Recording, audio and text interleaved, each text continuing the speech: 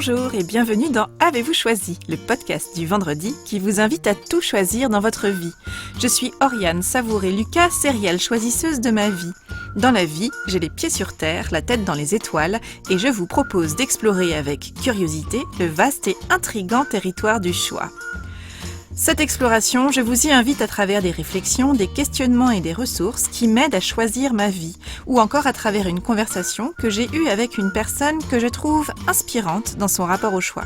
Je suis coach et j'accompagne les personnes engagées et performantes mais essoufflées par un quotidien survolté à tout choisir pour se créer une vie sur mesure, à la fois épanouissante et impactante.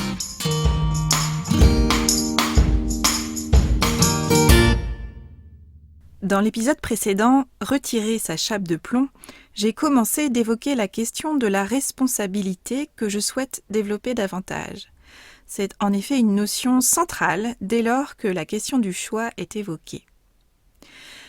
Lorsque j'aborde la question du choix et le fait que nous choisissons tout à travers mes différentes interventions, il arrive qu'une personne me dise ou me transmette un message m'indiquant qu'elle n'est pas d'accord avec ce point, qu'il y a des circonstances de vie qu'on ne choisit pas et qu'il est plus ou moins facile de choisir selon la vie, plus ou moins facile que l'on a. Je comprends ce point et cela souligne l'importance d'évoquer la palette et les formes de choix qui s'offrent à chacun et à chacune d'entre nous à chaque instant. Alors lorsque je dis que nous choisissons tout, c'est parce que d'une part, nous pouvons choisir nos actions, nous pouvons également choisir notre mode de communication, et nous pouvons choisir notre attitude face à telle ou telle situation ou événement de notre vie. En effet, si nous ne choisissons pas toujours les événements qui nous arrivent, nous avons toujours le choix de nos mots ou de notre posture face à cette situation. Y compris lorsque nous pensons que nous n'avons absolument pas le choix et qu'il n'y a aucune autre manière de réagir que la nôtre dans telle ou telle situation. Je pense important de souligner que les circonstances de nos vies, les situations, les événements sont neutres et que c'est nous qui les interprétons avec un prisme qui nous est propre, avec notre propre paire de lunettes et à travers une grille de lecture qui nous est singulière. Il est par exemple intéressant de noter la variété de réactions que peut susciter un seul et même événement chez différentes personnes, voire chez une même personne à différents moments de sa vie. Notre état intérieur se diffuse sur notre réalité extérieure et nous interprétons cette dernière à la lumière de notre manière d'être au monde à ce moment-là. C'est ainsi qu'une même situation, qui nous laisse indifférents un jour, peut le lendemain nous agacer au plus haut point, voire déclencher un rire d'autodérision le surlendemain. Dans tous les cas, nous avons le choix de notre posture à chaque instant, y compris dans les situations les plus tragiques. Lorsque nous avons les moyens de modifier la cause de la situation, alors nous pouvons choisir d'agir. En revanche, si nous ne pouvons pas ni partiellement ni totalement modifier la cause de la situation difficile, alors nous pouvons toujours choisir notre posture, notre attitude face à cette situation. L'être humain n'est pas un objet, mais un être qui choisit son destin. Dans les limites de ses dons naturels et de son environnement, il est responsable de ce qu'il devient. Ces mots sont ceux de Viktor Frankl, né en 1905 et décédé en 1997, célèbre neurologue, psychiatre et professeur de neurologie et de psychiatrie à la faculté de médecine de Vienne. Il fut l'élève de Freud et d'Adler. Viktor Frankl a survécu à l'horreur des camps de concentration durant la Deuxième Guerre mondiale, au cours de laquelle il a perdu toute sa famille. Cette expérience brutale lui a permis de comprendre l'importance de trouver un sens à sa vie pour avoir l'envie et le courage de continuer.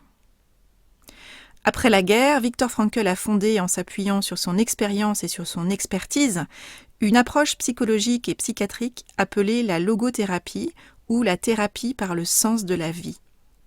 Très peu de temps après sa libération, Viktor Frankl a écrit en 9 jours consécutifs le livre « Découvrir un sens à sa vie avec la logothérapie », livre qui deviendra un best-seller mondial dont je vous recommande vivement la lecture.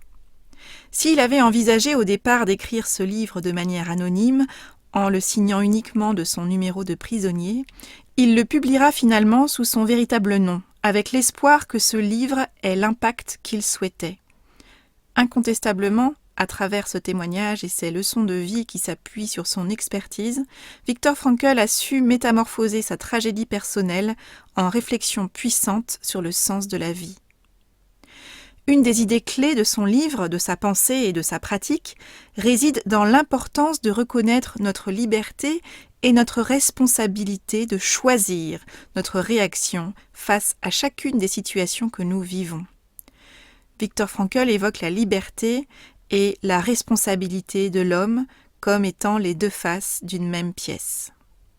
Dans ce livre, donc, Découvrir un sens à sa vie avec la logothérapie, Viktor Frankl écrit « On peut tout enlever à l'homme, excepté une chose, la dernière des libertés humaines, le choix de son attitude personnelle face à un ensemble de circonstances, le choix de son propre chemin. » Viktor Frankl écrit également « Entre le stimulus et la réponse, il y a un espace.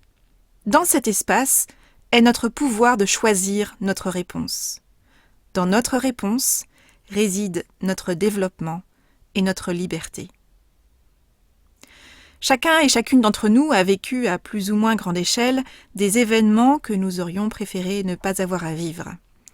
À partir de sa propre expérience brutale de survivant de l'Holocauste, Viktor Frankl nous explique avec puissance et avec dignité combien l'être humain peut choisir son attitude dans chaque situation qu'il vit. Il écrit « L'être humain n'est pas complètement conditionné. Il a le choix d'accepter les conditions qui l'entourent ou de s'y opposer. Autrement dit, il ne fait pas qu'exister, mais il façonne lui-même sa vie à chaque moment. Ainsi, chaque être humain possède la liberté de changer à chaque instant. Une des principales caractéristiques de l'être humain est sa capacité de s'élever au-dessus de ses conditions, biologiques, psychologiques et sociologiques. Il est capable de changer le monde d'une manière positive et de s'améliorer si nécessaire. Alors, si nous n'avons pas toujours la main sur nos circonstances de vie et si nous n'avons pas toujours la possibilité d'infléchir le cours des choses, notre attitude face à ces circonstances, elle, nous appartient entièrement.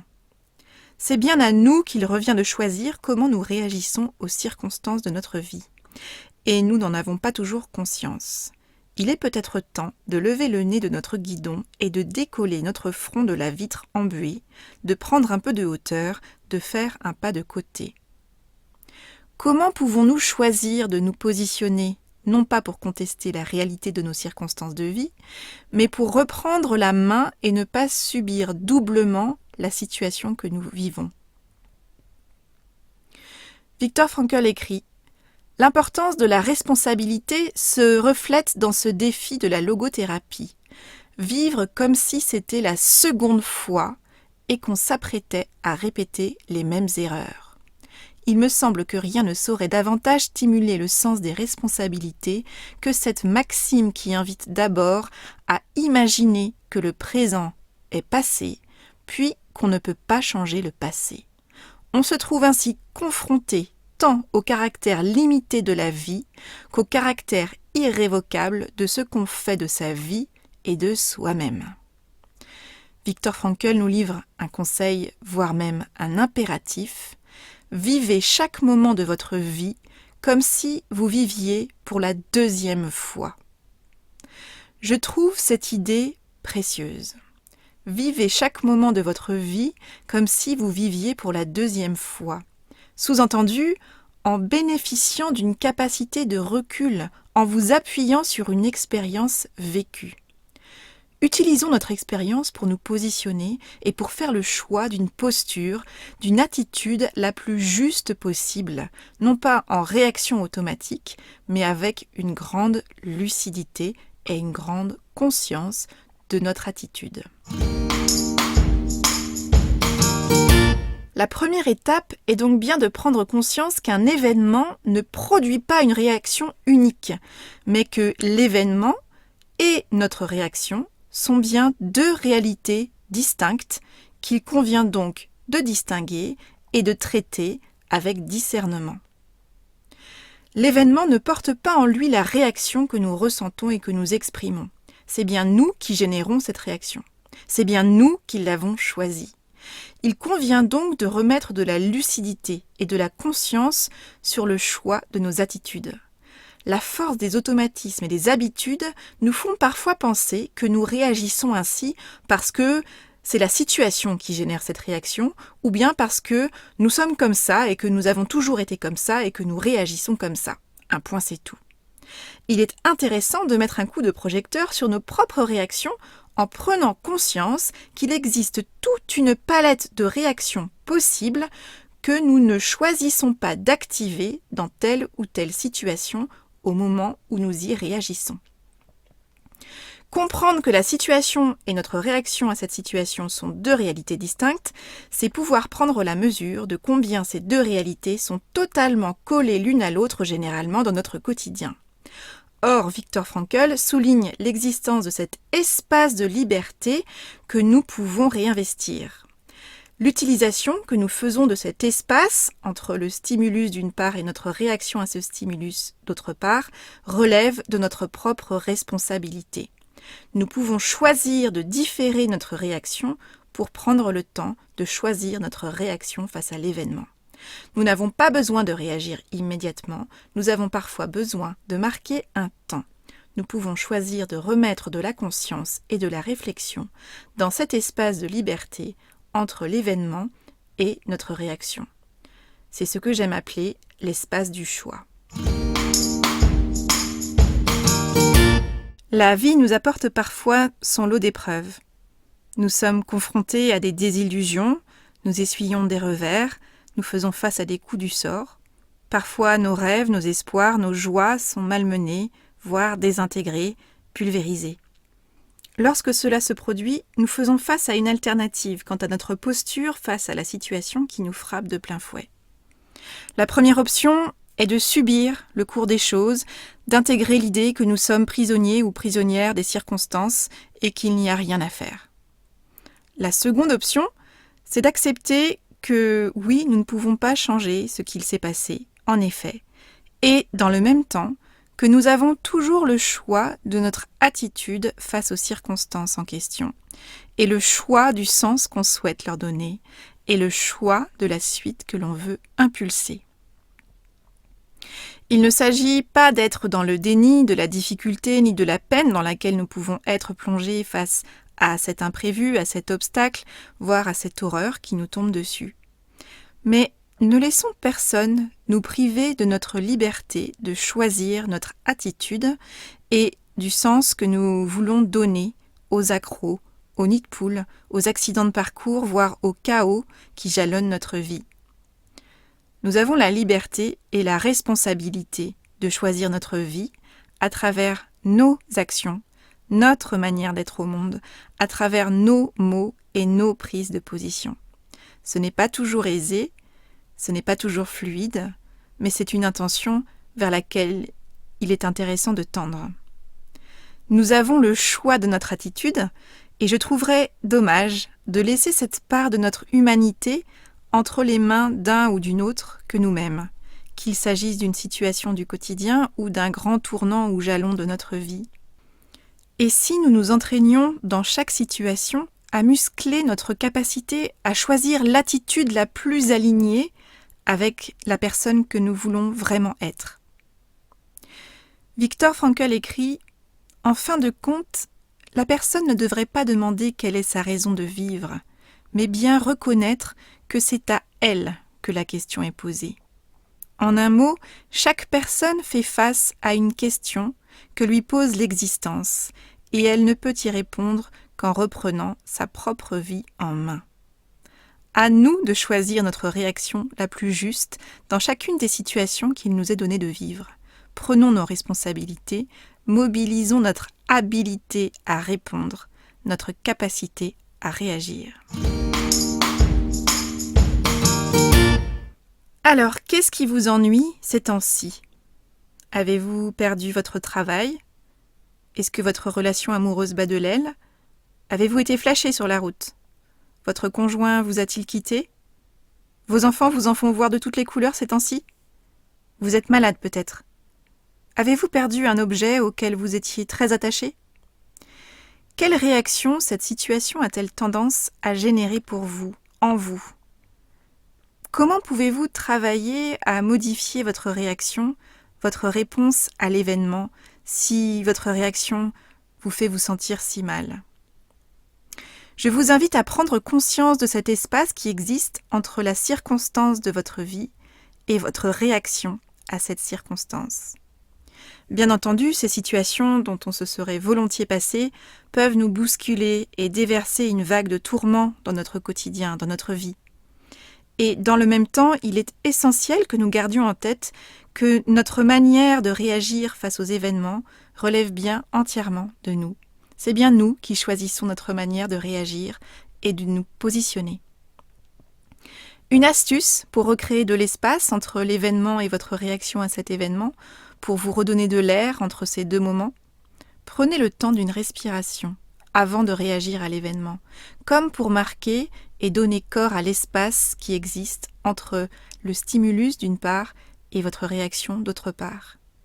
Posez le pied dans la porte de l'espace entre le stimulus et votre réaction. Et si nous sortions du mode automatique et que nous remettions de la conscience dans le choix de notre réaction face aux événements qui nous arrivent? Voilà une bien belle occasion de grandir et de nous épanouir. Alors, vous commencez par quoi? Si vous êtes une personne engagée mais que vous vous sentez essoufflé par un quotidien qui déborde comme une casserole de lait et que vous ressentez le besoin de reprendre la main sur votre vie, sachez que j'accompagne des personnes en coaching individuel, en présentiel ou à distance. J'accompagne mes clients et mes clientes à se créer une vie sur mesure, une vie choisie et non pas subie. Si vous souhaitez que je vous accompagne, je vous invite à me contacter via mon site oriansavoureluca.com. Nous pourrons convenir d'une première conversation de 30 minutes offerte. Par ailleurs, si vous êtes une femme et que vous ressentez le besoin d'appuyer sur pause pour vous remettre au cœur de votre vie et pour vous extraire du flot des choses urgentes à faire, pour faire le point sur ce qui est vraiment important pour vous, je vous propose de rejoindre les 14 femmes qui composeront le cercle que j'aurai la joie de co-animer lors de la 2e édition de la pause inspirante à Djerba du 20 au 24 mai prochain. Si ce programme vous semble tomber à point nommé, contactez-moi, nous en parlerons ensemble. Voilà, c'est tout pour aujourd'hui. Vous retrouverez cet épisode sur le site oriansavoureluca.com. Si vous aimez ce que je vous propose et que vous voulez faire partie de cette aventure audio, abonnez-vous à la newsletter d'Avez-vous choisi afin d'être alerté dès la publication d'un nouvel épisode. Si vous souhaitez soutenir ce projet de façon bienveillante et efficace, je vous invite à faire connaître Avez-vous choisi à celles et ceux qui vous sont chers et que l'idée de tout choisir dans leur vie pourrait réjouir. Vous pouvez partager votre enthousiasme par écrit en déposant un avis sur le site, sur la page Facebook ou sur la chaîne YouTube d'Avez-vous choisi, ou encore une constellation de 5 étoiles sur votre application de podcast préférée. Je vous souhaite une bonne semaine et je vous donne rendez-vous vendredi prochain pour un nouvel épisode. Et d'ici là, et si vous choisissiez tout ?